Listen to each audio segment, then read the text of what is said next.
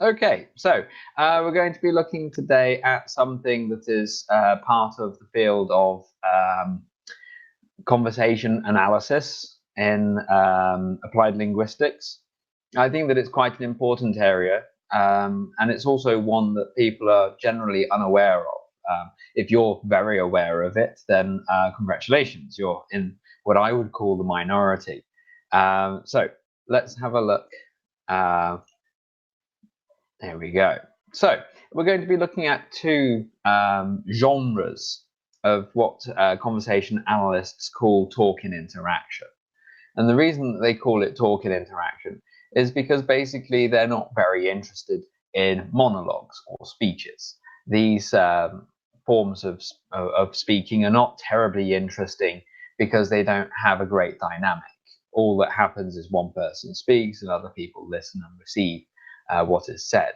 It's much more interesting for conversation analysts to look at interactions between people.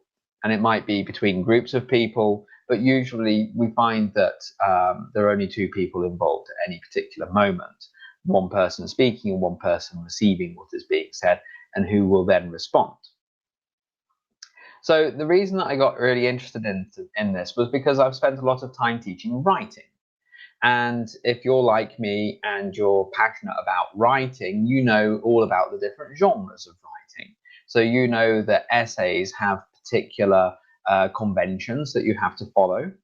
Certainly, if you're preparing people for any of the Cambridge exams, you need to know what sort of conventions apply to the essay. It is, after all, the compulsory question in the writing paper. B2 first, C1 advanced, and C2 proficiency levels. So you need to know what the genre means for essays, but you also need to know that they're not the same as articles. If you write an article like an essay, you're not going to do so well, especially if you then go further and you come down to reports or proposals and you say, it's still the same genre. No, these are different genres. They have different conventions. Stories and reviews also have different conventions. The audience is different, the language you use is different, everything like that is different. So I've spent a lot of time recently, or over the last, I'd say 5 or 6 years, I suppose, really investing a lot of time and effort in learning about these different genres to help my students talk. But it's only recently, not to help them talk, of course, to help my students write. It's only recently that I've started thinking about speaking and speech patterns and what the conversation analysts out there are doing. And that's what got me interested in this area. Because if there are so many different genres of writing and you have to know the rules of the writing to do the writing, what if the different genres of talk and interaction or speaking more broadly, what if these different genres are different, have different conventions? Our students need to know about that. They need to know about it when they see somebody talking, or when they watch YouTube and see people talking, and also when they come to talk themselves. So that's going to be the focus of our session here. So looking at the different genres of talk and interaction, there are just lots and lots of different genres. And within these different genres, we also have subgenres. So even in what we're going to be looking at first, the conversation between people generally, this is what they call ordinary conversation. Even within this genre, you find subgenres depending on the social position of the interactors. You have a difference depending on age as well. So first, I'd like you to have a think by yourselves, and you can post away with your comments, put them in here so other people can see if you like. But when we think of ordinary conversation, like the two people here in the picture, when we think about the sort of talk that they're having, what do you think the conventions are? Do you think, for example, there will be interruptions? Or do you think that one person will talk and then stop, and then the other person will continue talking and then stop, and so on and so on? Do you think that there will be references to other people's conversations or to events outside of whatever topic there is that's under discussion? So I'll give you a few seconds to think about that before I turn to the next slide. Hopefully everyone understands what we mean by ordinary conversation there. It's not ordinary because it's boring. This is ordinary because there is, it's not in necessarily a formal situation. So let's have a look then. So here are some of the areas that I thought would be worth looking at when we talk about ordinary conversation. And the first one would be the interaction pattern.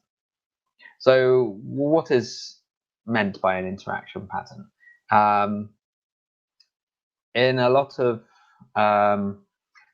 talking, people will listen to the person speaking to them, and they will interrupt if necessary. We'll come to interruptions in a moment. But basically, you will have the first person will speak, so they initiate.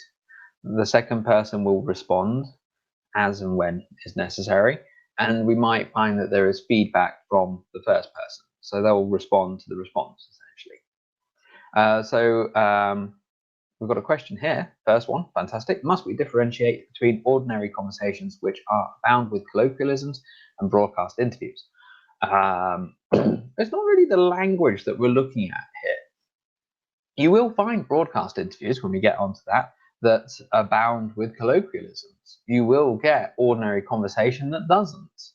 A lot of it depends. The two people in the picture are probably from the same cultural background, as far as we can guess. So they will have a shared vocabulary of these sort of colloquial expressions. So when one uses one, the other person will understand them. When I talk in an ordinary conversation with a lot of my friends, if they're from Poland, for example, I try to keep my colloquial language to a minimum because I want to enhance communication.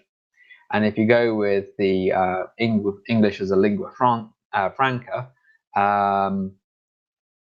then you will, I think it was it Jeffers? Who was it that came up with this idea, English as lingua franca, and restricting the body of the language so that it was easier to communicate in it? Yeah, so if you think about that, then we would reduce the number of colloquial expressions. So anyway, looking at in more detail at some of these conventions, the next thing I've listed here is turn taking and marking turn taking. Now, when you're having a polite conversation, it's very important that you have an understanding with the person that you're talking with as to when it's your turn to talk and when it's not, essentially. For example, in English, I think that the response part of an interaction is often implied, but that's maybe in Britain, maybe in America, but it's not universal. And I remember once I made a Swedish friend of mine extremely unhappy because she would ask me a question about something and I would answer, and then I'd look at her and kind of raise my eyebrows. And that was my way of saying, I've finished my turn. Now you answer that same question. Tell me what you wanted to say. I didn't want to be so explicit as to say, that is the end of my summary answer. Can you tell me your answer to your question? We don't tend to do it that way. So in some cultures, turn taking is marked in a different way to in others. But when you think about conversations between speakers, you often find that when one person wants to finish their turn, maybe they lean back. Finished. As they're speaking, they lean back, their voice goes quiet, and they open a kind of space for their partner to then come in with their turn. And that brings us on to the idea of interruptions. And you do find that interruptions in ordinary conversation are possible, certainly, and are probably going to be prolific depending on who's speaking and what the topic is. But there is a kind of cultural aspect here, and there's certainly an aspect of social position. For example, I remember back on my CELTA when I was doing my initial teacher training, I went to the pub with the CELTA tutor, along with some of the other people in my tutor group. And we were sitting there having a drink, talking to the tutor. And I was just struck for a moment. I mean, I hadn't really thought about it much, but I was really struck by the fact that nobody was interrupting him. We would sit there listening to him talk in almost exactly the same way that we would if we were back in the school taking input or taking feedback from his lesson observations. And then we would be looking for the end of his turn before we spoke. He left before the rest of us. He went back to his wife and his little child, and we stayed in the pub for a bit longer, continued talking, and suddenly interruptions left, right, and centre. So interruptions are really cultural. They are social as well. When you see a difference in position between people, you find that the number of interruptions is often reduced. So the next thing then is referential language. And when you're having a conversation with somebody, you will find that you refer to what other people have said. You might refer back to previous parts of the same kind of conversation. Well, to give you an example, so at my school, at International House, we teach in 90-minute blocks. And then before and after each 90-minute block, we have a 15-minute break. And in theory, that's the time when you would tidy up, move to the next classroom, and get set up. But people often go back to the staff room to restock on things in between. So you might start a conversation with somebody, asking them, what are your plans for the weekend, something like that. You're interrupted by the lesson. 90 minutes later, you come back in and say, yeah, like I was saying before, I'm thinking of going to see a football match on Saturday. Are you interested in coming? So that's referential language. That's pointing back. But the other kind of referential language that we get a lot of with ordinary conversation is when, like, a friend comes up to you and says, oh, Chris, I wanted to tell you about, and they tell you about the thing. Maybe they've been to they've been to an art exhibition, or something happened outside, or something crazy happened in their lesson. So that's the reason for the conversation to start. And the start of the conversation is, oh, I wanted to tell you about this thing. So remember, as we're going through these are the conventions of ordinary conversation. We're going to be looking at the differences between them very soon, between this genre and other genres, such as the broadcast interview. Right, the next one, I like this. I didn't know what it was only a year or two ago, because it's an unusual word. If you know what phatic language is, congratulations, that's wonderful. Phatic language is a very English thing, I would say, very British. It's a little bit like the whole talking about the weather sort of thing. And it's talk for the sake of talk. It's social greasing the wheels. It's the way that you can start talking to some people. You can't go up to somebody necessarily that you don't know and say, later today I'm going to go shopping. It would be weird to do that. So what we do instead is we say, oh, warm today, isn't it? The other person says, yes, yeah, glad I brought my jacket. You go, yes, yeah, I hear that it will be a bit cooler later though, so yeah, it's a good job you had a jacket instead of nothing. You go, yeah, well, it's not quite coat weather, is it? And it goes on like this, and then maybe at some stage, that's the end of the conversation. It is entirely phatic, or the person that wanted to say, oh, I'm going to go shopping later, they get to say it, but they need to get through the phatic language first. They need to grease the wheels. Okay, and that brings us to repair. Now, I read a book, believe it or not, a little while ago, that talked about the discoveries that the early conversation analysts had. And they had these discoveries when they started to transcribe the Nixon Watergate scandal tapes. So they were going through, and this is the president of the USA, and they were going through transcribing what he said. And they were stunned by what they found. Because when they were listening to the recordings, everything just sounded normal. But when they wrote everything down and they looked again at what was written on the page, they suddenly went, this isn't even a sentence. What's going on here? These are not sentences. It's all broken. It's they start talking, then they stop, then they go back. It's odd, very odd. But that's what we call repair. So repair is partly error correction, especially with people for whom English is not necessarily a mother tongue. But more often we find that repair is when somebody starts talking and then they realize that where they're going, where that sentence is taking them, is not where they want it to be. So they kind of stop and then they go back a bit, maybe a clause, maybe only half a clause, and then they say what they wanted to say. So it's a bit like saying, for example, so I was walking down the street the other day, so when I was walking down the street, I saw this guy,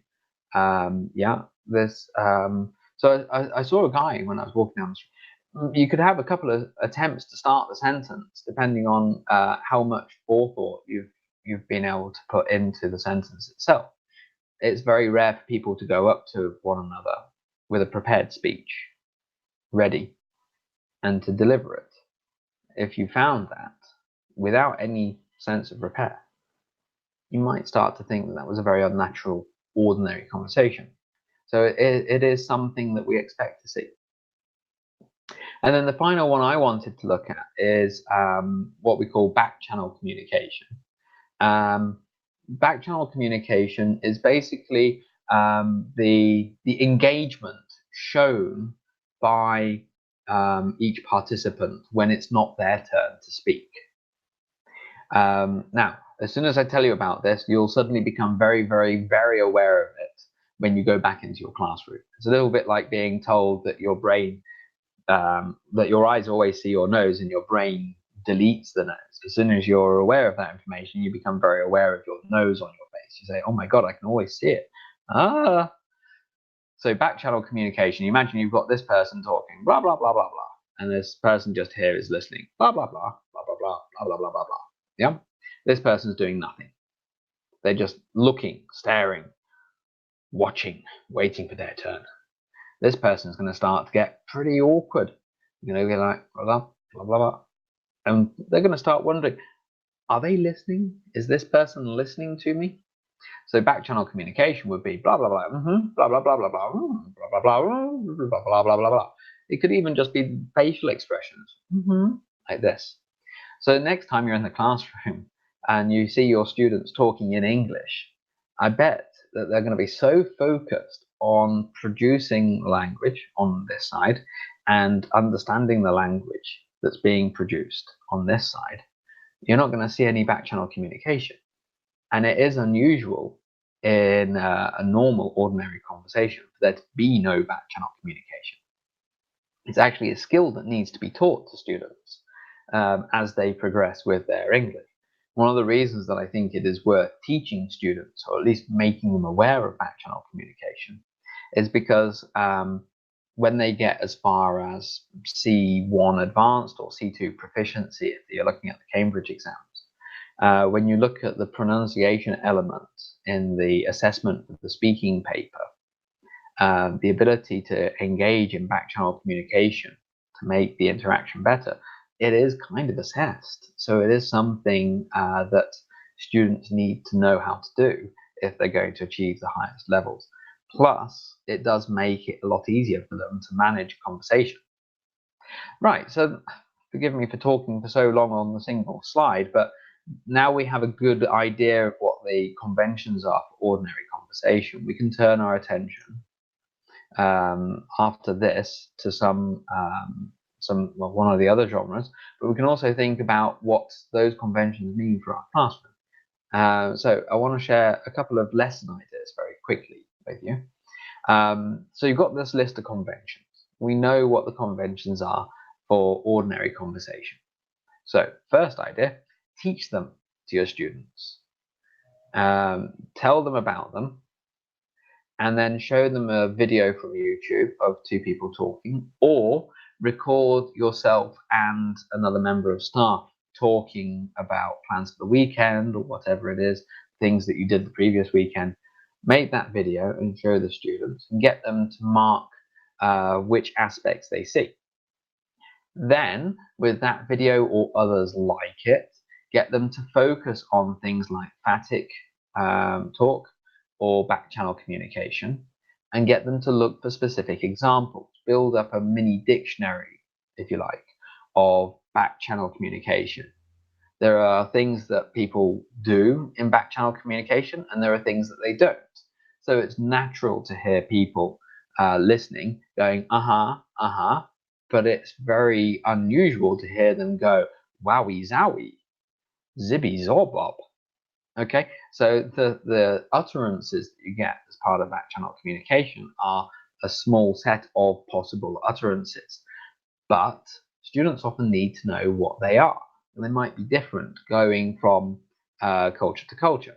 For example, if you're in Japan, if you listen to back channel communication, which is almost constant throughout ordinary conversation, the term so is used quite often. So you have so.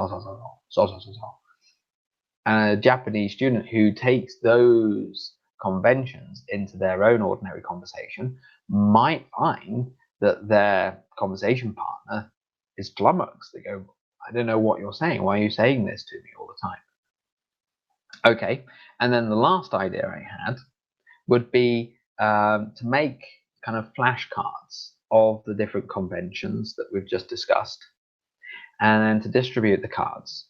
Give the students a topic to talk about. Whatever's on the card, the first person can't engage in that kind of convention. So let's say, for example, it's back channel communication. Yeah?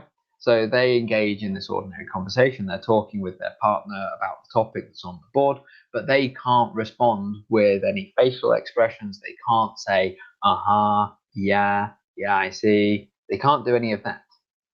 They're not allowed. And at the end of the 2 minutes or so that they're talking with their partner, the other person has to guess what was on their card. So this would raise awareness, but it would also be fun. Okay, so the broadcast interview. Let's have a look. What do we really mean when we talk about the broadcast interview? So first of all, I think I should justify why we're going to look at a broadcast interview at all. They are a different genre, and they work differently to ordinary conversations, or to use the abbreviation OCs. And if they work differently, we need to isolate the conventions, and we need to be aware of those conventions. When students look for authentic examples of English, they often go to YouTube. And when they go to YouTube, they often find news reports or interviews between experts and the interviewer, and they'll watch those reports, watch those videos, and they'll get a lot of great English from those videos. However, they won't necessarily be able to take those speech patterns with them into conversation with other people.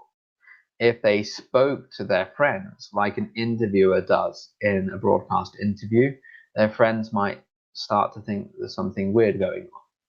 And we'll see why, because of some of the conventions in a moment.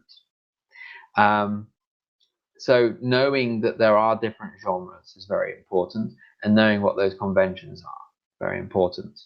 And that's one of the reasons I've chosen the broadcast interview. And also, another good reason to look at broadcast interviews is because the reaction, the interaction between speakers will look a lot like what you get in formal speaking exams.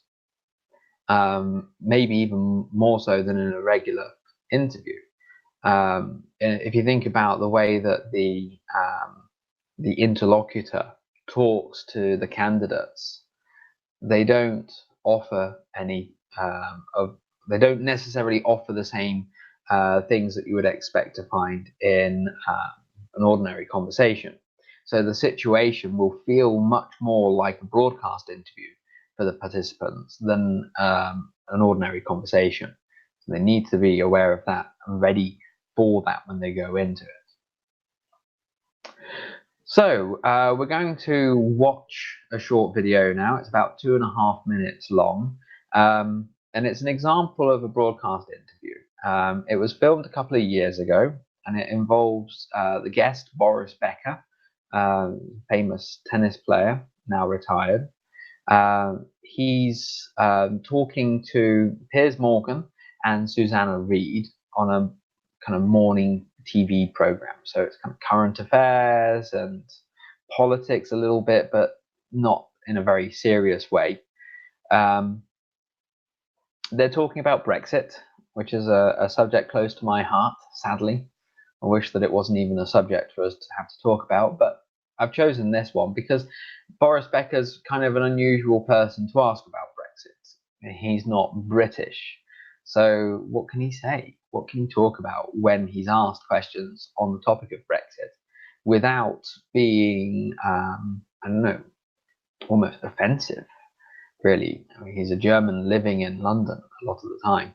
And if you've been following the news recently, there's been a lot of anger in Britain either towards Angela Merkel for her position in terms of Brexit, or against the people who are against Angela Merkel because of Brexit. So, you know, crazy times. I actually think that he handles the interview very well, but you'll get a chance to judge for yourself in a moment. I'm going to show you the next slide just for a moment, and then we're going to switch to the video. Now, what I want you to do as you watch the video, I want you to, if we could just, sorry, if we can, how do we go back? I want to just go back to, sorry, just bear with me a second. Right, if you look at the bottom of the page here, very quickly, there are some different areas that I want you to think about. Choose one of them. And as you're watching the video, refer back to this and see what comes up. For example, back channel communication. Is there much? Do we hear much from either of the interviewers or from Boris Becker? Relevance. This is something that might not necessarily be a part of ordinary conversation, but how relevant are the answers to the questions? So here is the video. Hopefully everyone can hear. Germany lives in the UK. What do you make of Brexit? What do Germans feel about it? Well, first of all, the reason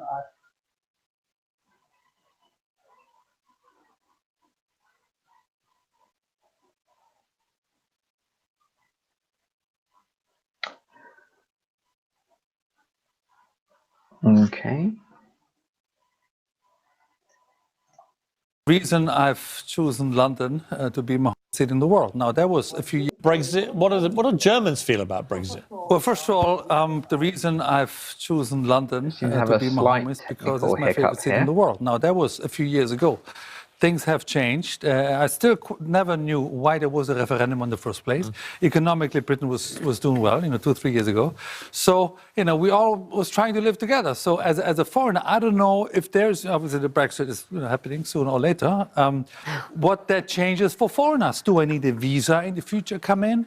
What effects it has for my children? And so there are a lot of question marks, and it's a nervous time. Have you felt that attitudes towards other citizens of the EU have changed here? I mean, have you personally experienced anything different? I remember the morning after the vote 2.5 years ago that I drove into the city. It was eerie, it was quiet, and nobody really know what to do with it. And that really hasn't changed because we were in such a limbo of what that actually happens to foreigners living in the UK. But you haven't personally experienced any animosity, for instance? I didn't, no. So we can carry on just getting on, being together, and hopefully you'll still be able to travel freely. Well, that's the big question. Obviously, I'm living in London. I don't know the sentiment in the rest of the UK towards foreigners. And I know there's this thing called good foreigners and bad foreigners. I hate that. I hate that label. You're either foreigner or you're not. But just wanted to see what the effects it has on my status. Do you think, are there many Germans from your experience who actually would like to see a similar thing happen in Germany, that they actually think the European Union is a rather anachronistic organisation, they'd rather go out on their own again? Well, the whole thing started because of an immigration problem 2 or 3 years ago, and then obviously Germany took the most of the immigrants, and most of the time it was good, but obviously they have to obey the rule like any citizen in that country. And I think there was a sentiment of a problem with foreigners as such, and I'm very sensitive to that because I'm you know, my mother's Czech. I'm only in a way half German, and I was calling, you know, Germany for most of my life home. So coming into the UK and having the referendum, then I thought, why you want to change something that's not broken? Let me ask you about another story that's been in the news recently. Problem 2 years ago, and then after Germany took the most of immigrants, and most of the time it's good.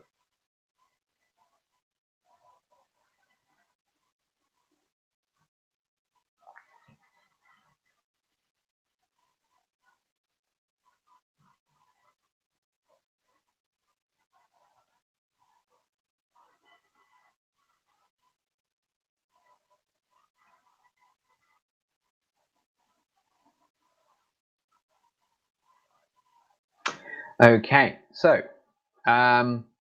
think about what you've just seen and try to remember those points that I've put at the bottom of the screen before we started watching. Let's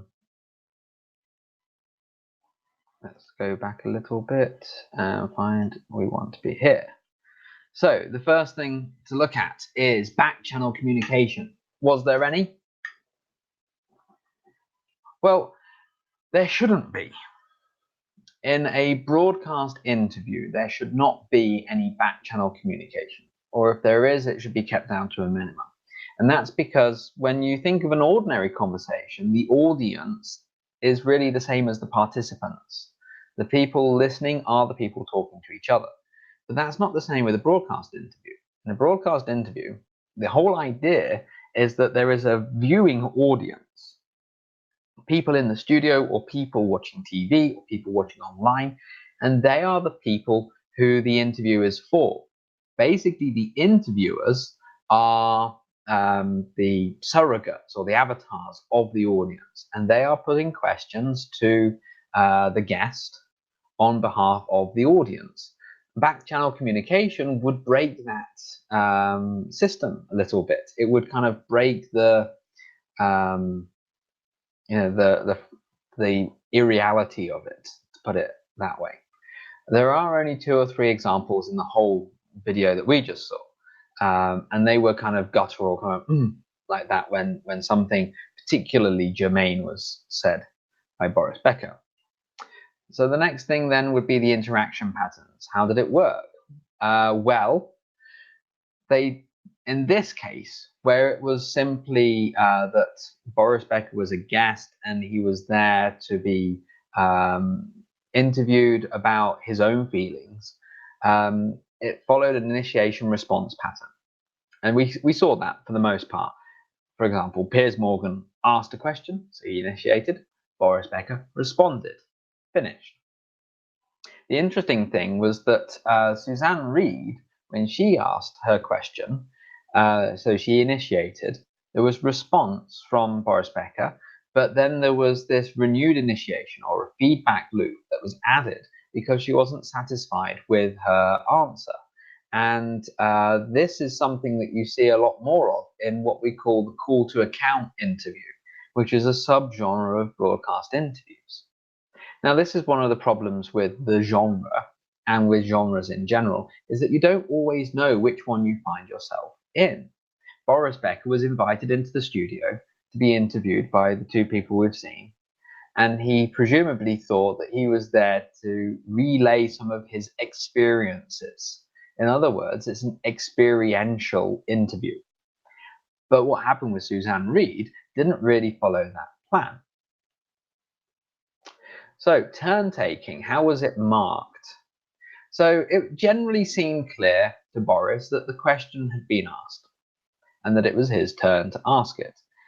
We don't know, because I don't know Boris Becker to ask him, I don't know Piers Morgan, but on a lot of broadcast interviews, the questions are written beforehand, and the guest or participant will be aware of the questions before they arrive at the studio or in the period before they go out to be interviewed. So they will know, okay, you've asked the question, it's my turn now. It gets a bit more interesting going the other way. Boris marks the end of his turn by speaking a bit quieter. His voice kind of comes down, and he repeats words a little bit. It seems like he's not really planned what he's going to say very much. And as he kind of runs out of ideas, he's like, yeah, so go to the next point. And that was then the time for the interviewer to come back in. They seem to be very quick at picking up on these cues, and that will come from experience and from training. They will know that when a participant in the interview is reacting that way, when they're speaking that way, they'll know, okay, time for me to come in.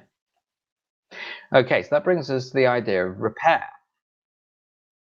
So Boris needs to repair his language while he's talking, and I think that this is natural, and it's to be expected, not just because he's a non-native speaker. His English is fantastic, but it's not his mother tongue, so maybe there is a bit more time that needs to be taken before he can speak. In an interview, you don't get that sort of time, so when he's speaking, he needs to repair because of error correction.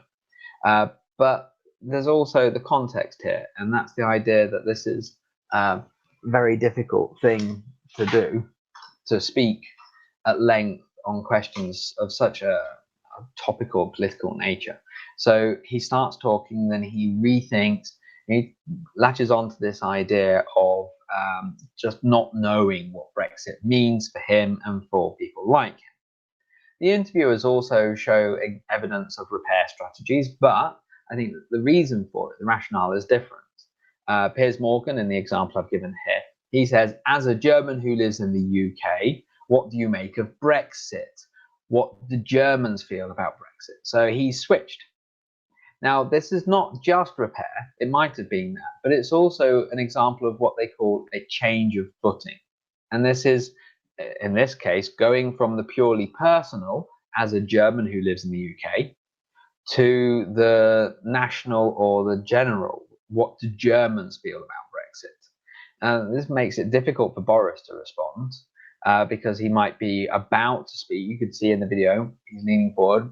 I'm going to speak now. But then Piers changes the footing of the question and he has to respond appropriately. It's difficult. So what about relevance? And did Boris answer the questions? Well, the short answer is no. Instead of answering the questions, he answers what he wants to answer about the questions. And for me, it's brilliantly diplomatic. It's really good that instead of answering in the way that he ought to, which is honestly, he answers in the way that he really politically should for the best case scenario. So the question he wants to answer is about not knowing the consequences of Brexit. There are so many other things that he could say, but he chooses not to say those things. And with Piers Morgan, remember the interaction pattern: initiation, response. Piers Morgan, that's enough for him. But not with Suzanne Reid. She wants initiation, response, feedback, reaction. And we see it here. So she's asking about have people's attitudes to foreigners changed since Brexit? And Becca was talking about how strange it is going into London after the day of the referendum. He's avoiding the question, as he should, because it's a very difficult question. And statistically, actually, when I say statistically, I mean looking at the statistics that were published in the weeks and months after the referendum, we can see that there was an increase, a massive increase in the number of hate crimes committed against foreigners in the UK. And it's definitely causative. If the level was here before the referendum and then here straight after the referendum, you can say it was the referendum that unleashed these negative feelings. So Suzanne Reid comes in and she says, but you haven't personally experienced any animosity, for instance. And then he says, I didn't. No. She goes, no. So we can carry on just getting on, being together. Now, notice the difference in the way that Boris is speaking. He's quite loquacious. He's able to talk very readily about the question when he's answering it the way he wants to. But now that Suzanne Reid is calling him to account, he moves from being kind of garrulous or talkative to curt, short answers. I didn't know. She echoes it with no. He says no again, and then she comes back in with, so we can carry on, just getting on, being, yeah, together, yeah. So very short. And this is his way of showing that he disagrees with what's going on. He doesn't like being called to account because that doesn't seem part of the deal. And his reaction is actually a great example of why I made the whole presentation for you. This presentation is to show you what happens when you know the genre conventions and somebody breaks them. This happens. We had the conventions of the broadcast interview for an experiential chit chat. You know, it's an early morning TV show. It's not very serious. We're not going to push you. And suddenly, Suzanne Reid breaks the rules. She breaks the convention by adding an extra step in the interaction pattern. She calls him to account, and he responds this way. And you'll notice immediately after, he becomes talkative again because he sees, aha, opportunity to get back to my original point, which is, well, we just don't know, do we? And then he's back in his element. But it's so interesting to see what happens when you break the conventions of a genre, even if it's not formally been established. You get this. Very, very interesting. So what does that mean for your lessons? Well, knowing what the conventions are of the broadcast interview means that you can start watching more interviews in your class and trying to identify, like we talked about before, where the conventions are followed and the language used for carrying out those conventions. So get your students watching interviewers, marking the language used for change of footing. The next thing you can do is one of the things that I love doing with writing, which is genre transfer. And this works as well for writing as it will do for speaking conventions. So what you do is you could take, for example, a story that's going a little bit far maybe, and you turn it into a report. Or you take a report and turn it into a story or into an article or into a review, whatever's applicable for your level. Do the same here. Get your students to watch a broadcast interview and change it so that it seems more like ordinary conversation, or vice versa. Get them to record themselves speaking in ordinary conversation, and then get the main points from it and repeat it now as a broadcast interview. Move the furniture around in the classroom. So you've got somebody sitting here, desk in between. It feels like an interview. It will be an interview, and your students will like it. They'll have a lot of fun with it, I should imagine. Then the next thing you can do is to just go further. We've seen 2 of the different genres, but there are many other genres of talking interaction. A lot of them are transactional. For example, what are the conventions of the genre of somebody going into a shop and asking to buy something? What are the conventions of somebody going into a shop to complain about something they bought, or to ask for a refund, or anything like that? There are so many different genres that they're, it's a massive area worth looking at with your students. But I would recommend starting here, because this is the best place to start with raising awareness of the simple fact that there are genres. If people think that all talk is the same, this is where you can prove that actually it's not quite like that. Okay, so that's the end of my presentation, and thank you very much for the attention